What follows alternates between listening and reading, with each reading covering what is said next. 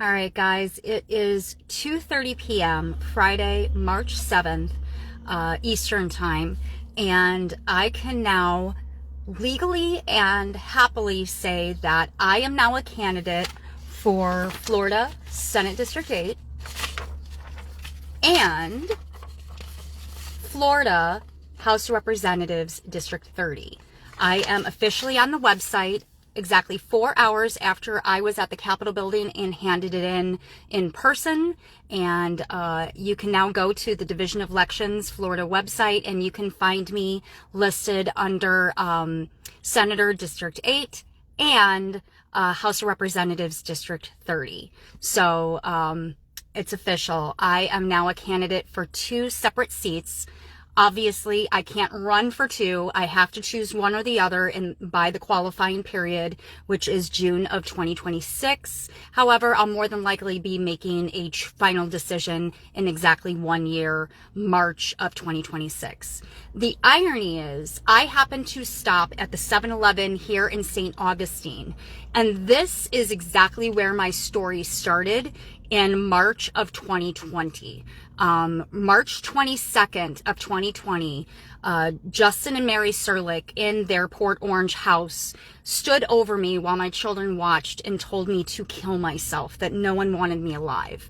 And I then fled that house with my 4 children that night, and we went up to Jacksonville to get away for the night, and then ultimately ended up here in St. Augustine at the World Golf Holiday Inn for approximately 2 weeks, from March 24th, 2020 to approximately April 10th, until I had enough money to take my children back up to Illinois and seek domestic violence shelter and assistance.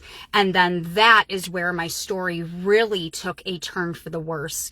We got involved with a Safe Place domestic violence shelter and PADS of Lake County, who helped us with housing during the height of the pandemic in Chicago.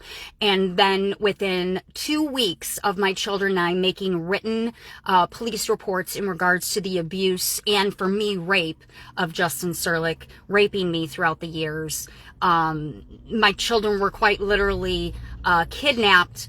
It's called governmentally kidnapped is the actual technical term.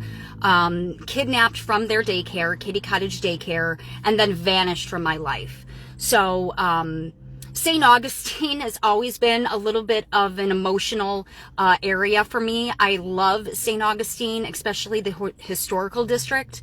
It reminds me so much of Europe. But it is very much embedded into the trauma I dealt with and my children dealt with in March of 2020. So coming back to this spot, and I didn't plan this to stop here, it just happened to be where I needed to stop to use the restroom. And I happened to check the Division of Elections website, and sure enough, I am now listed under 2 different seats as candidates. And yes, you can be a candidate for more than one. You just can't be a candidate past that qualifying period, which for House of Representatives and Senators is around approximately June of 2026. They have not released the 2026 rule book, but if you base it off the 2024 rule book, it's June of 2024. So we're going to assume right around then. But I will make my final decision by March of 2026, because for me, that is a very significant month in this entire story of the last 5 years. So March 22nd of this year is exactly the 5-year anniversary of my ex-husband and my ex-mother-in-law telling me to kill myself and end my life in front of my children. And these people now have had my children in their possession since August of 2021. So God only knows what they've been telling them the last 4 years. So this is the beginning of me taking a stand for domestic violence abuse as a victim, as a survivor, and in a way still being a victim because they're using my children to hurt me. And I have recordings of Justin Serlick in the last 2 hearings, literally using my children as bait to get me to come back to him. I divorced him in June of 2013, guys. That is insane. That absolutely shows mental health issues. And if you want to know what I'm referring to, it's all on my YouTube channel, Justice for the Serlick Children. All of those hearings were recorded by me and are now posted publicly, so I can get my story out, because this storyline is so hard to follow. That's why I'm going to be releasing a mini docu-series, going chapter by chapter on my YouTube channel, explaining how my children and I ended up down here in Florida from Chicagoland, and how elected officials, judges, general magistrates, even my previous 2 attorneys I hired to represent me, were in on all this corruption as well, along with the evidence that they were in on it. Michael G. Nurheim of Illinois, Circuit 19, that has nothing to do with my family law cases, but everything to do with Justin Serlick not being charged with the abuse that he inflicted upon my children and I throughout the years, when my children and I came forward with the encouragement of a safe place of Lake County domestic violence shelter. He was not charged. The FOIAs from Fox Lake and Lake County Sheriff's Office show the statements that my son made, show the statements that my daughter Bianca made in regards to Justin Serlick's abuse. And then at the very end of the FOIA, it literally says not enough evidence to press charges. Well, guess who the state attorney was that was supposed to press the charges? Michael G. Nurheim. He was up for re-election in November of 2020 in Lake County for state attorney, and he lost that election to Eric Reinhart, and he now is an appointed family law judge in Circuit 19, and he is exactly who called my attorney, Mary Jane Nettles, in January of 2024, and has completely stalled out my family court case here in Florida Circuit 7. So elected officials are literally standing between my children and I, while Justin Serlick, Mary Serlick, and Ira Serlick neglect their emotional health, their mental health, their education, and more than likely their physical health. This is all sorts of wrong, and all of these elected officials that swore an oath to protect children and families are failing my children. So this is my next step. I am going to either officially run for either the Florida House of Representatives District 30 seat, which is currently filled by Chase Tremont, that has been ignoring my emails and calls, or it's going to be the Florida Senate seat for District 8 that is currently held by Tom Wright, who has also been ignoring my emails and calls.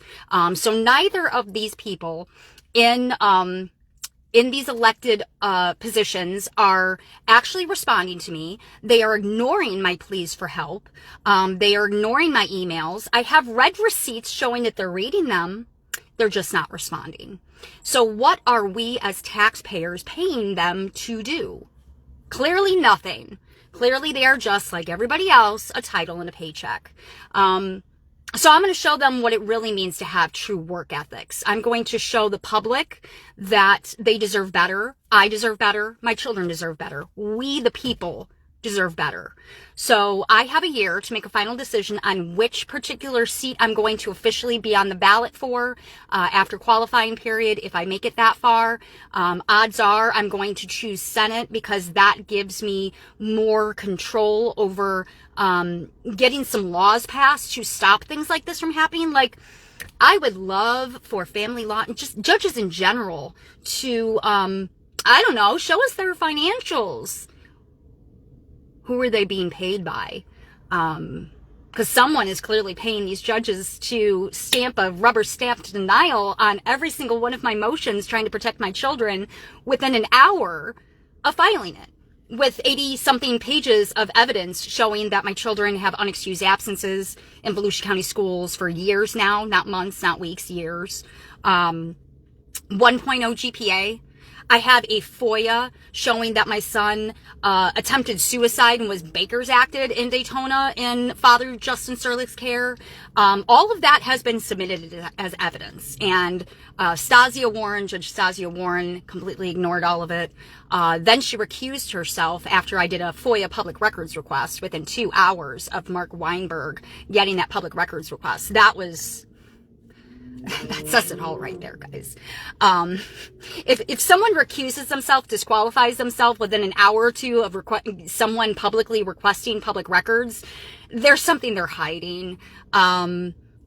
So, yeah, we all know what they're hiding. They're hiding the fact that they're talking to Michael G. Nerheim of Illinois behind the scenes, which is violating a lot of federal laws. It's violating UCCJEA laws, which is the compact laws between multiple states when it comes to jurisdiction with children, which are Florida Supreme Court laws that they're violating. So my attorneys are under Florida bar investigation. The two judges, Sandra C. Upchurch and Judge Stasia Warren, are under investigation with the JQC. So I have done my part. I have put all of the evidence in the proper channels with the JQC and Florida bar.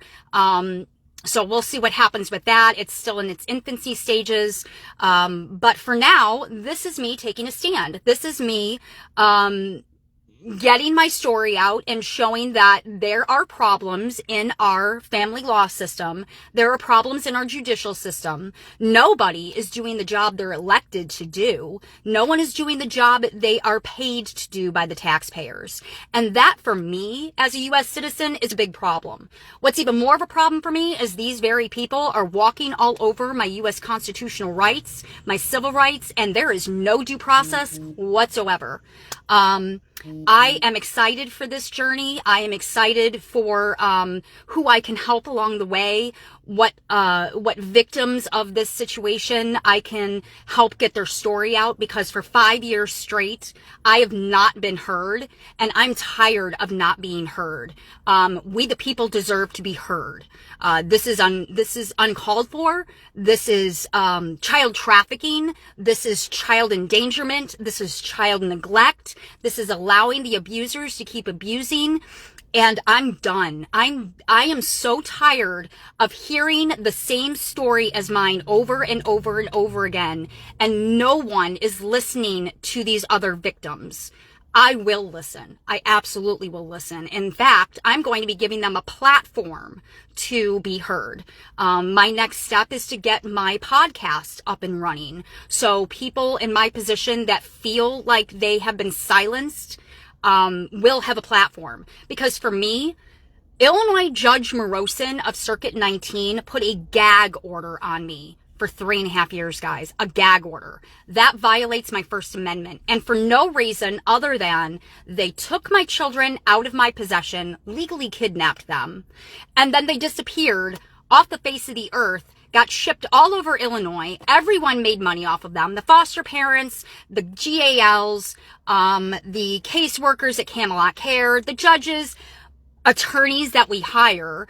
My attorney, Judge Thomas Hunter of Barrington, Illinois, racked up $43 in my name. $43,000.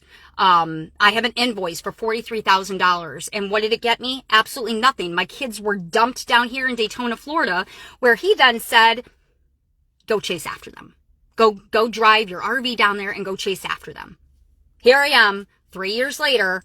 I've been here since December of 2021, and I still have no meaningful contact with my children because my abusers are still allowed to use them as a tool to continue abusing me.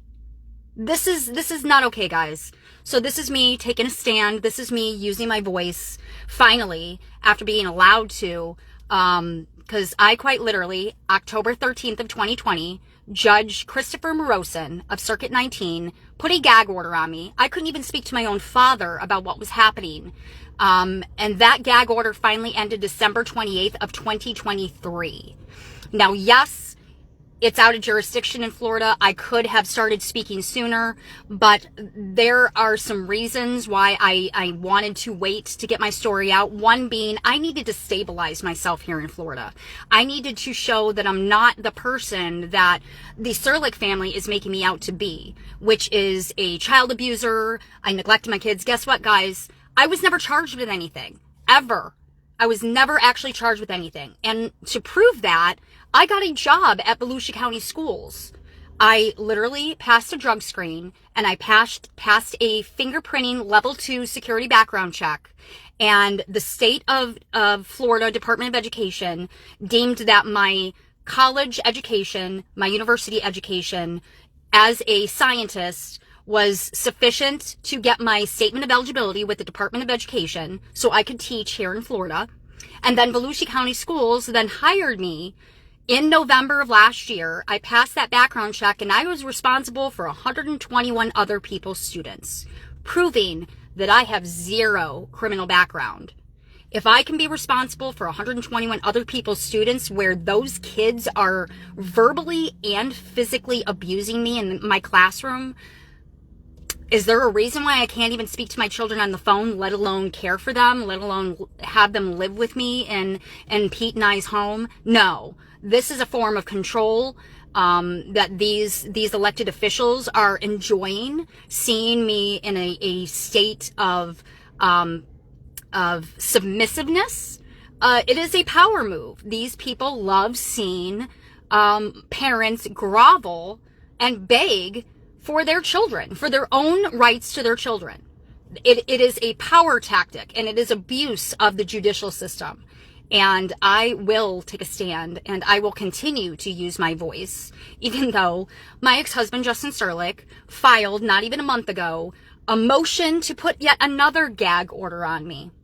It's in my docket, guys, for the whole world to see. It's public knowledge. You can go to clerk.org, search my case 2023-31828 FMCI, or just go to my Facebook and look at the docket that I've put out there. And if you scroll to the very end, you will see February 24th, my ex-husband filed a motion to request General Magistrate Alexander Alvarez to put yet another gag order on me, violating my First Amendment.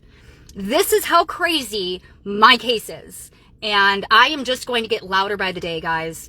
I am going to continue fighting for my constitutional rights, my civil rights as a U.S. citizen, as a mother, as a human. And I will also now be fighting for other U.S. citizens' rights that are just endlessly taken advantage of, that maybe don't have the courage or the experience as a public speaker to get their story out there. But I absolutely will be launching a podcast to give people a platform to use their voice, to talk it out with others in their position. We can just call it a group therapy session, because that's something I've been needing for 5 years straight now. I have been so isolated and alone in the last 5 years, terrified to tell even my own father about this for fear that I would be held in contempt because Judge Morosin of Illinois put a gag order on me.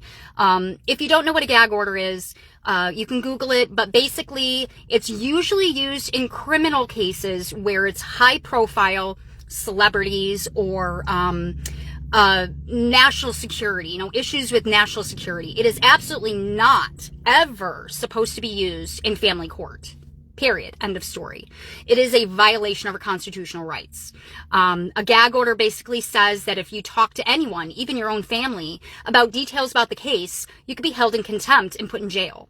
So when my children were governmentally kidnapped October 8th of 2020 in Fox Lake, Illinois, October 13th, in that first hearing in front of Judge Morosin, I told him I was going to go to the media, and that is how I got that gag order slapped on me. He said, no, you will not go to the media. You will not tell anybody about what's just happened with your own children.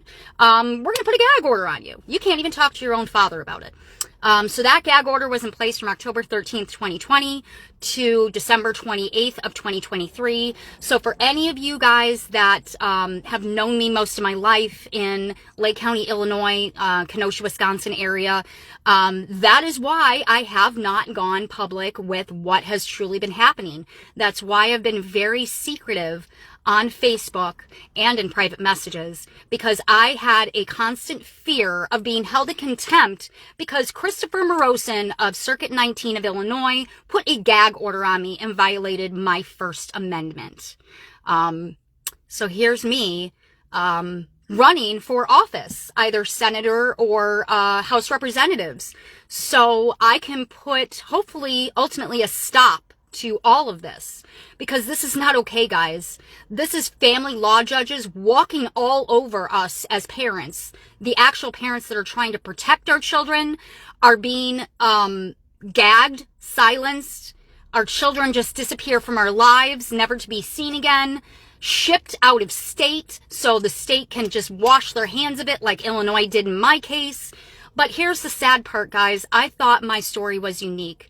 I could not figure out how to tell my story and not sound completely crazy, because it sounds crazy, doesn't it? As I've been networking with other Facebook groups, perfect example, Stolen by CPS. It's a non-for-profit based out of California that I stumbled upon. And if you join that group and just look at all the posts, all of their stories are identical to mine. My story is not crazy. It's not unique. This is happening all over our nation. U.S. children are being trafficked right in front of our faces under the guise of DCFS, DCF, CPS, whatever they want to call themselves in the state that they're in. It is under the guise of this department agency that yanks children from vulnerable situations.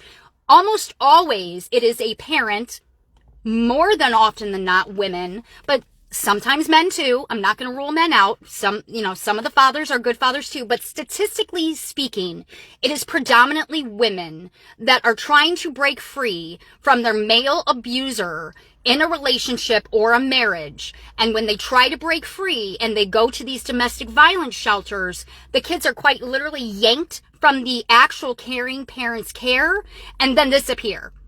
And then more often than not, they ultimately get tossed with the abusive parent, and then the system washes their hands of it. And then the actual victim parent that was trying to protect their young are fighting for their lives to even see or speak to their own biological children.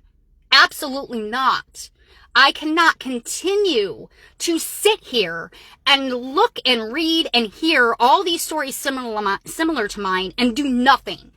I can't, morally, ethically, spiritually. I cannot continue to just sit by in silence while I have people suffering around me. So I am now taking a stand. And I know that this is going to be a fight. I am, jumping headfirst into the deep end of government politics. I only know local politics from my grandmother in Round Lake Beach, Illinois. But this is continuing. My saga has been continuing in Florida Circuit 7 for 3 years now. We're going on 4 years of this. And I'm done. No one will listen to me. I can't get the media to listen to me. I can't get the judges to listen to me. I can't get the general magistrate to listen to me. I can't even get my own attorneys to listen to me. And then I try to reach out to my representative, Chase Tremont. No responses whatsoever. I try to reach out to my senator, Tom Wright. No responses whatsoever. So here I am. I am now listed on the Division of Elections, Florida's website, as a candidate for both of their seats. And I have a year and a half to make a decision on which one I'm actually going to really focus on. Again, ultimately, I want that Senate seat. I want some real changes made. There needs to be some real changes made, all the way up to federal. The judges that are abusing Zoom and the technology that was only supposed to be meant during the pandemic, they are still violating constitutional rights with Zoom. If you go to my YouTube channel and you listen to the February 25th hearing with General Magistrate Alex Alvarez, you will hear exactly what I'm talking about. He is literally using Zoom to violate my constitutional rights, my civil rights, and Florida Supreme laws allowing people to court watch. He refused 14 court watchers. There's no reason why he refused court watchers other than they all know they're doing something incredibly corrupt and wrong, and they do not want any witnesses. And this all trails back to Michael G. Nerheim at Illinois Circuit 19. So Michael, I'll see you in Illinois Supreme Court. Have a great day, guys. I'm going to have a great rest of the night with Pete at Edward Jones, his spring regionals tonight. But I'm going to head back into Edgewater and get ready for that and head back from St. Augustine. Bye, guys, and you're going to see a lot more of my face and my voice in the weeks to come and the next year and a half to come. This is only going to get bigger, and I'm only going to get louder as I rally the troops to fight this corruption in family court. Have a great weekend, guys.